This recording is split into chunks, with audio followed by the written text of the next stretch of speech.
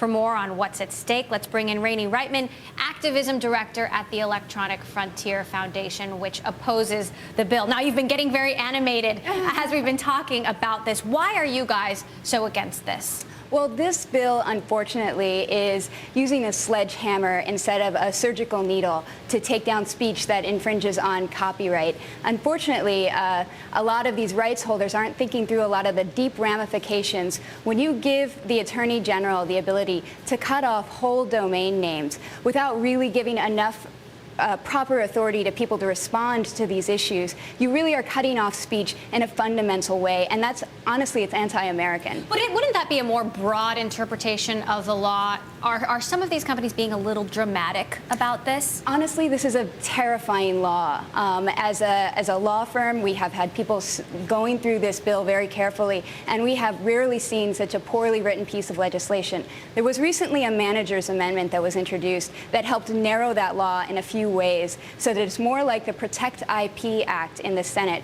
However, this still endangers the basic infrastructure of the internet, which is the domain name system. Now, let's take a listen to what some of the supporters have said. The Motion Picture Association of America saying every day of delay means foreign criminal websites and companies profiting from these websites continue to reap financial gain at the expense of American jobs and Americans' hard work, investment, and ingenuity. Don't you guys care about American jobs? I care so much about American jobs, which is why I'm so invested in stopping this bill from moving forward.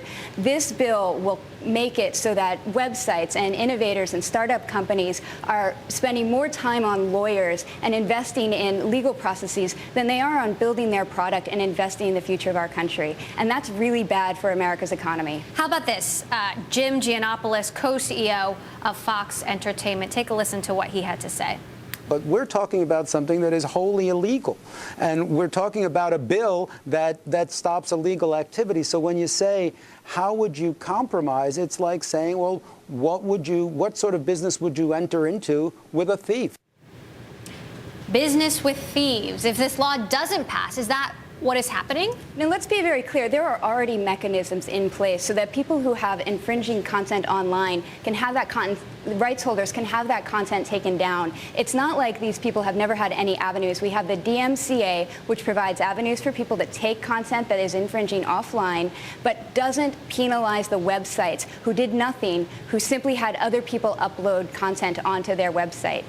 So how do you think a better way to control piracy is? I mean, obviously, this is a recurring problem. It's been going on for years now. Efforts to stop it haven't worked. It is still going on everywhere. So I would actually disagree with that. I think there are great efforts out there in place under current legislation that are doing a great job of handling the quote-unquote piracy problem. I do not believe that Hollywood executives are wandering around the streets begging for money. I think that artists are thriving in today's internet economy. I think that there are so many avenues of different forms of exciting new business models that are coming out.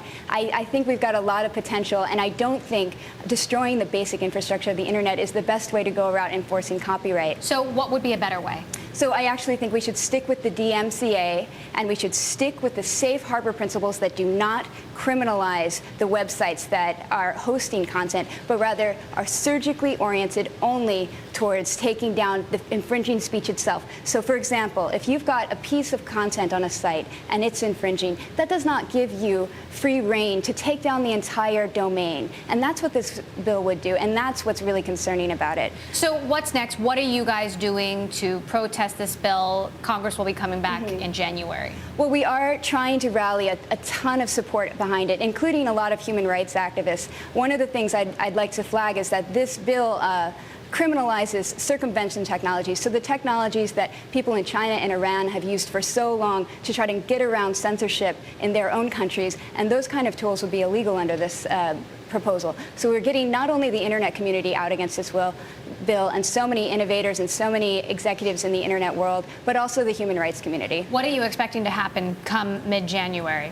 Well, so right now we're on recess, and I think we're at a bit of a break. But in late January, I think we're going to see this all come to a fore. And remember, the Protect IP Act has already passed out of committee, which means that it is just one floor vote away from becoming a really serious problem for America. Okay. Rainey Reitman, thanks so much for sharing your thoughts here on Bloomberg West.